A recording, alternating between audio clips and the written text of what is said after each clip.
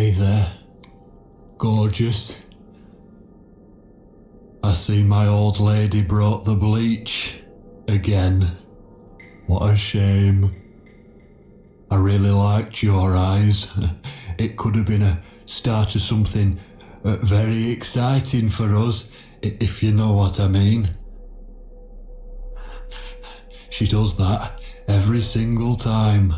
What do they call it? Trust issues, that's it. Well, never mind. Plenty more fish in the sea. I'm not too fussy, but even I have some standards. Ain't gonna touch a bird like you, I gotta be honest, girl. You look like shit. But I wouldn't want you to think I'm not a kind man. Plenty of time until dinner, and you're in pain, so I've brought something to end your suffering. Think of it as an option. I've got this gun here. It's one of my favourites. There's just one bullet in the chamber. Large calibre. You'd be long dead before you'd feel any pain. Sounds good, doesn't it? I mean, it's just an idea, you know, no pressure. Ah, of course. You can't see it. That bleach turns your eyes to nothing but jelly.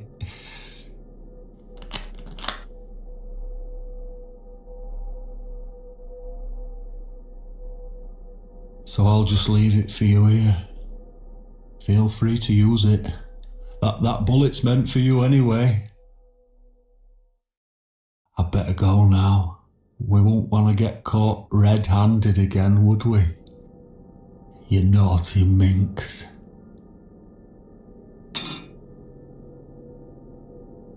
What was that? You can't reach it? Well, what did you expect? Life's a real fucker sometimes.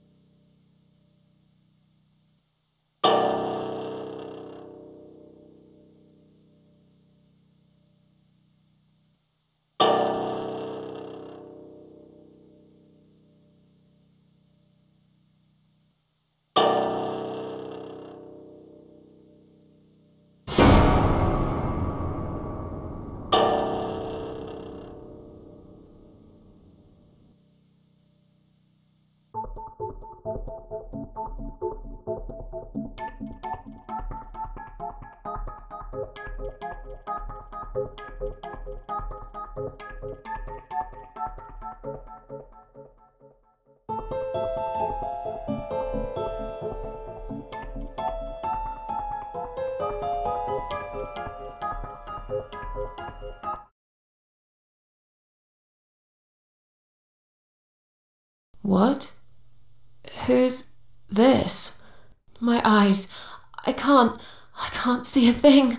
That bitch. A key? Who are you? Say something. Anything.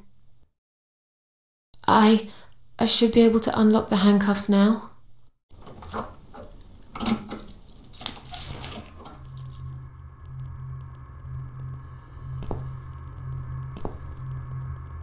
The gun! That idiot left his gun! No! No! I dropped it! Where is it? Where the hell is it?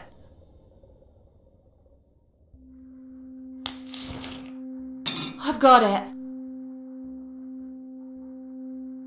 I'm sorry, Mitzi. I have to break my promise.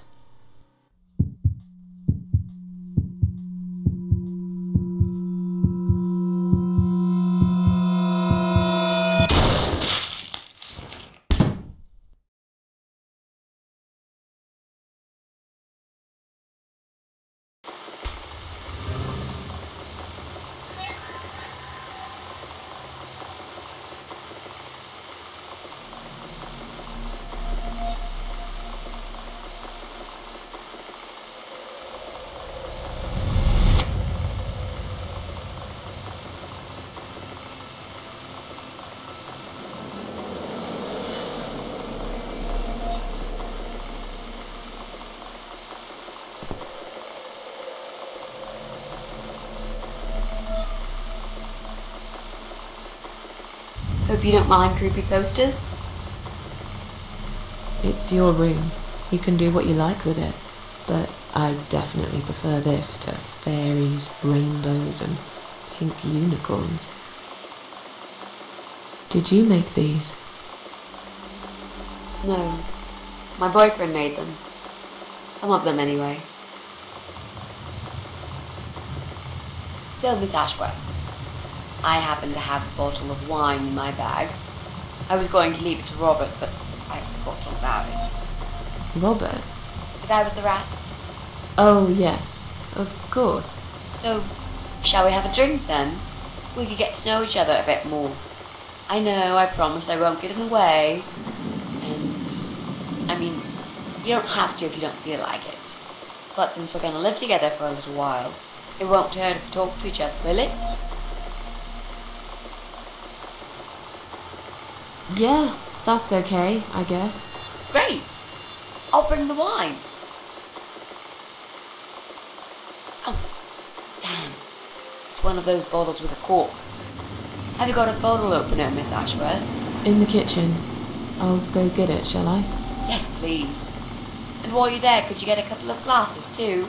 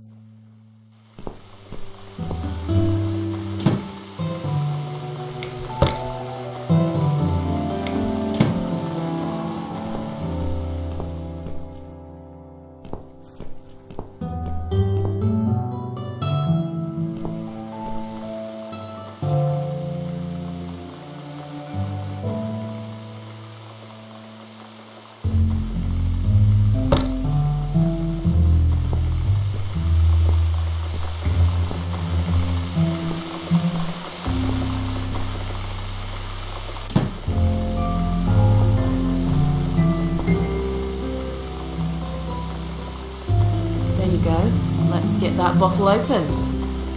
Yeah, but we'll need glasses too. See if you can find some. I found some wine glasses. All right, that's all we need. Oh, Miss Ashworth, I really must say this before we start. Yeah? I promise I won't cut your throat when you're asleep.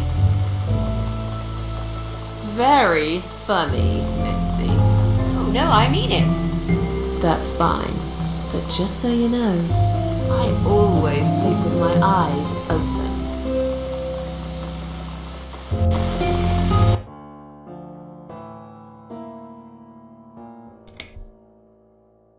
Oh, it's not raining anymore. Oh well, I don't mind rain. Sometimes I even like it.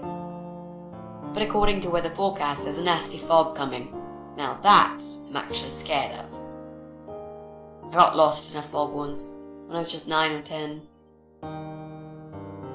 I remember I sat under a tree crying, thinking some monster would appear right in front of me and drag me away. But now that you're a big girl, you know there are no monsters. Yeah? How do you know? The only monsters are us. Murderers, rapists, arsonists. They're the real beasts. So far from humanity, they're no longer capable of feeling compassion or guilt. They're the ones we should really be afraid of. But whether they're lurking in the woods or fog or the darkness of our cellars, it's all irrelevant. You can't predict what happens. You can't do anything to stop it. There is only one way. You turn into a beast yourself, and like them, you show no mercy. Whoa! Where did that come from, Miss Ashworth? I just don't like murderers. They're nothing but parasites.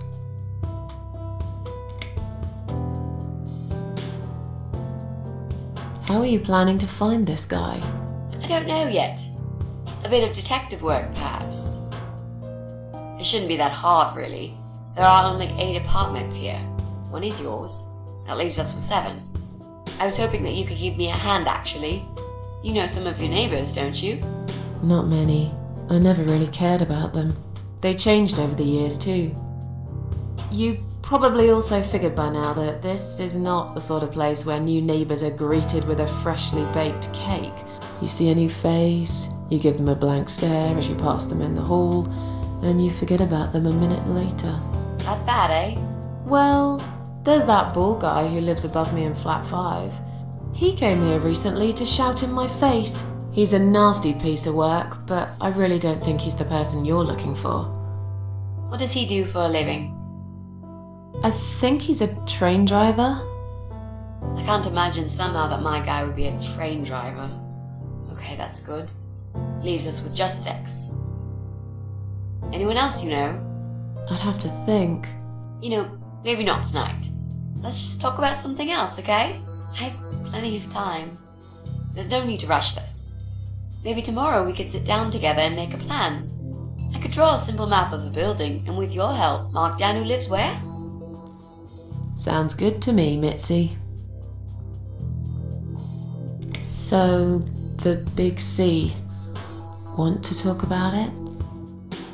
Well, to be honest, I didn't really want to tell you about it like that. I put you in a very difficult position, I know. It's just that I was really desperate to get this room. I hope you can understand. This is the last and most important thing I must do before my time is up. It's fine. You seem alright. It's just... I find it hard to trust people these days. Maybe it's time I opened my eyes to see others have problems too. Some, like yourself, even bigger than mine. What kind of cancer is it? Do you mind me asking? Brain tumor. Her name is glioblastoma. Huh. Yep, they're all girls, the way I imagine it. Just look at their names. Lymphoma, melanoma, myeloma, leukemia, sarcoma. Each of them a fucking goddess of death. Beautiful and ruthless. You might just be right about that, Mitzi. I used to be a nurse. I know a few things about cancer. And I know glioblastoma. She's a real bitch. Yeah, and yet she gets to be the prom queen before night ends, while I disappear down the back exit.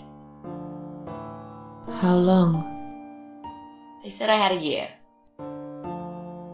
But that was 6 months ago, so... yeah. Not awfully long. Is there anything... They've tried. I'm sorry. Yeah. So am I. Do you want to talk about something else? You mentioned a boyfriend. Tell me something about him. Yeah, okay. Let's talk about him. His name is Jack. He's dead. Oh. Miss Ashworth, are you sure you want to listen about my miserable life? I don't want to bring you down. These aren't happy stories. And I'm not a happy stories kind of person. I'm sure you've noticed by now. I guess so. Anyway, I suppose I would have had to tell you about Jack sooner or later. After all, he is the main reason I'm here. I just don't know where to start.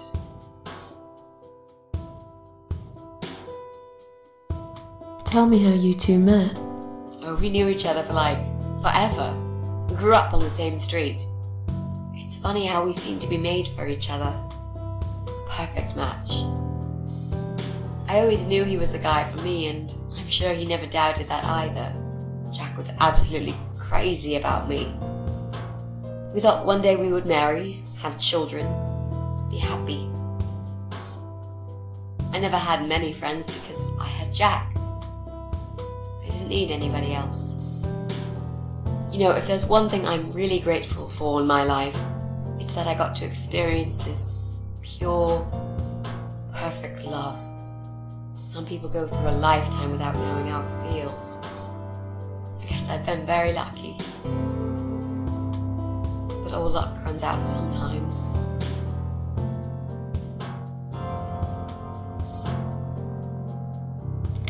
Jack made those pictures on your wall. Was he an artist? He always liked all kinds of morbid stuff, whether it was music, movies, paintings. So do I, really. We had that in common, amongst other things. People say it's depressing to listen to sad songs or watch sad films, but I never felt that way.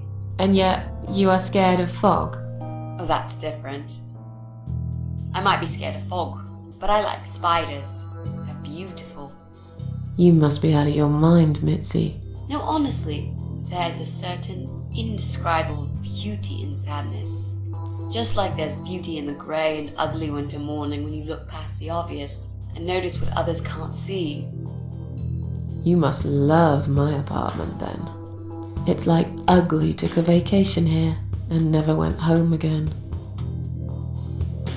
How did he take the news about your cancer? He thought I was joking at first. He laughed. Then he got really angry. I swore to him I was serious, but he still wouldn't believe me. We had a big fight that night. It was our first and only fight. But it was awful. He smashed some stuff. His guitar, of all things, was the worst. He loved that guitar. Why did he break it? He was absolutely furious.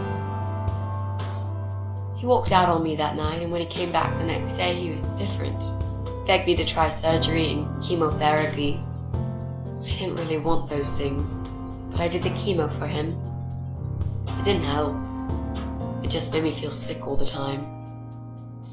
I felt trapped in this strange place where nothing that happened around me seemed real. Maybe that's why I didn't see what my cancer was doing to Jack, and it was destroying him as well. He changed. He became obsessed with death. It seemed death was all he ever thought about, even though it was me, not him, who was supposed to die. How did he die? How did Jack die?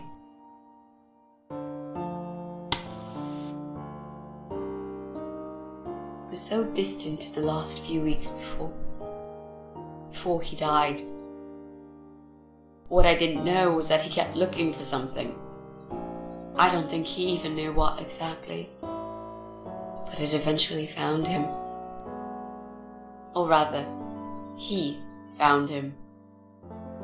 There are those forums online, you know, about all sorts of stuff. Fishing, computer games, horses, gambling, addictions, everything really. Accidentally, Jack stumbled upon one about suicide. There's a guy there, calls himself the Eye of Adam. He's a fucking god on that forum. It's like a failed suicide club. People mostly try to help each other and offer support. Sometimes it just helps to know there are others like you.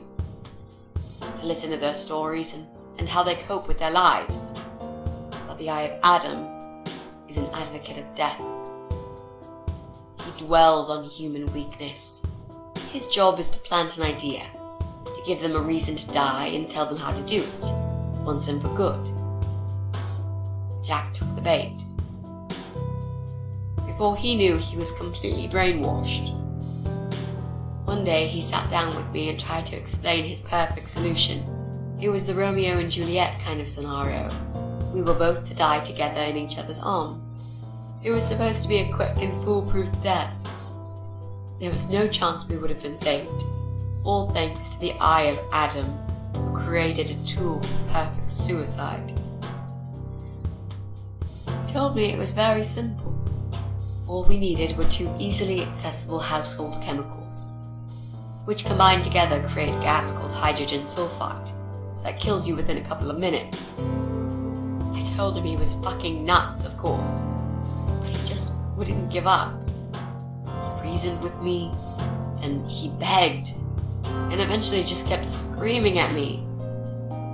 I figured it was his crazy idea of a modern romance, but it was downright tacky and just wrong. Finally, he said he would get everything ready and wait for me in our special place at dawn, 5 in the morning. Don't be late. Those were his last words he said to me. Then he stormed out. I cried for hours, thinking I didn't deserve all that from the person I loved most in the whole world. A few times I even tried to persuade myself that maybe he was right and I should do it. But I just couldn't. I eventually fell asleep. I didn't plan it. My head was killing me. I was so tired. I woke up suddenly. I could see the sun rising out my window. It was nearly 5. In utter panic, I threw myself off the bed and ran out the door. I needed to stop him. I needed to get there before it was too late. But right there in my bedroom, before I even left, I already knew it was. When I arrived at our special place, it was already bright. We used to go there in the past, drink wine, sometimes smoke weed and listen to Pink Floyd, sometimes make love in Jack's car. There wasn't really anything special about that old parking lot. But to us there was. It was completely abandoned. It was quiet. It was safe. After that day, I've never gone there again.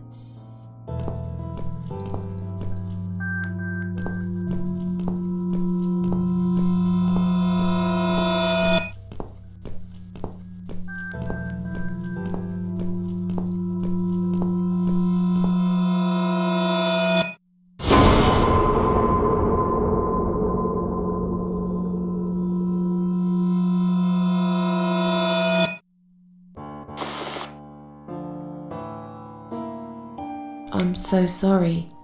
I think now I understand. He loved you so much, he couldn't bear the thought of living without you. And that guy, the Eye of Adam. I'm not surprised you want to find him. I know I would.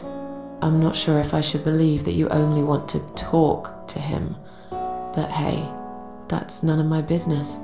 I wouldn't know what I'd do if this happened to me. Good to know. But I really just want to talk. I want to face Jack's killer and tell him what he's done to me. You know, the funny part is that he actually told me where he lives. He wants to meet me. Would you believe that? How come? Well, this kind of thing he does is called trolling on the internet. It's usually a form of extreme bullying and psychological cruelty. Those who are clever enough say, don't feed the troll. Don't talk to them.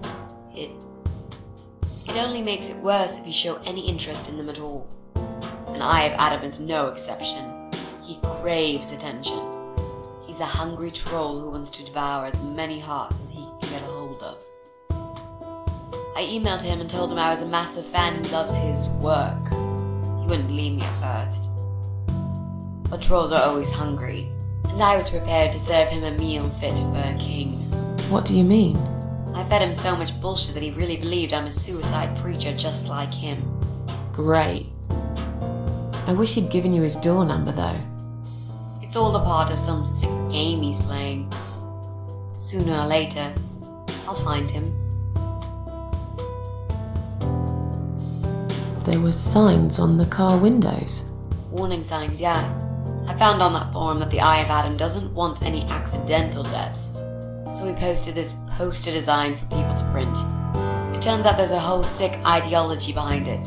Fumes from the car could hurt anyone who opens the door, and that's not the point. The idea is to die willingly and with clear mind, to prepare for it, to embrace it. Jesus. You'd think the police would investigate the whole thing. Sounds almost like a sect. This guy knows how to hide. The police can't be bothered to make an effort. It took me 3 months to track him down. Now I'm finally so close. I can almost smell that fucker. How strong is that gas? Extremely deadly, it turns out. It kills in minutes. It's that stinky stuff that smells like rotten eggs, you know? At high concentrations, it can knock down an elephant. What are those two chemical products? Well, I'm not sure if you want to know that. I get it. You don't want to tell me because I'm a fucking suicidal maniac. Is that it? No, Miss Ashworth. No, I didn't mean it like that. Okay. Maybe to some extent. Just replace maniac with victim and fucking with recovering. You've only just come back from the hospital. Whatever it was that made you do it, you proved you are capable of going through with it. I don't know you long enough to tell you if you're completely over it now. And the last thing I want is to give you stupid ideas. It would be just like what the Eye of Adam does. I would never forgive myself if anything happened to you because of me. I mean, how could I?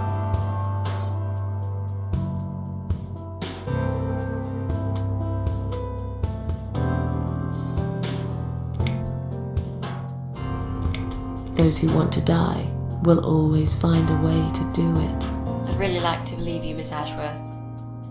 But I will need you to promise me that you will never try this method. All right. I can promise you that I will never try this method. Or any other method for that matter. Been there, done that. Didn't enjoy it much. Do you believe me now? Yeah, I think I do.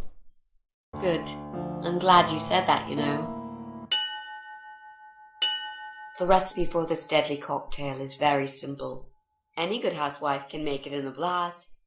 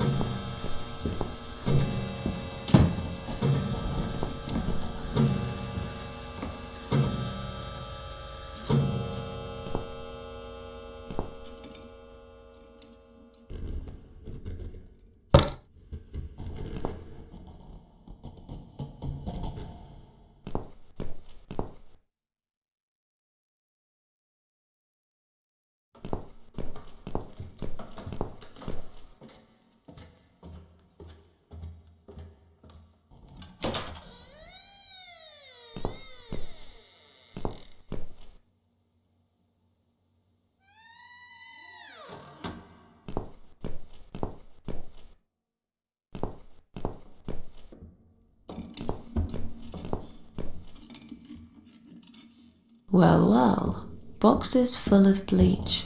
I suppose I deserve a bottle. I've worked hard for it. This reminds me of something. The first thing you need is a strong toilet bleach. You know the kind.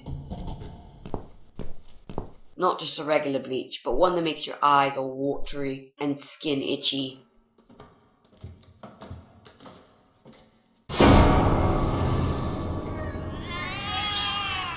What's going on? Something is wrong, Mitzi. The cats are alarming. That's exactly like when I found you, Miss Ashworth. We've got to check what's going on. Oh, I'm really sorry, but there is no way I'm going out in this fog. Fine. I'll go on my own then.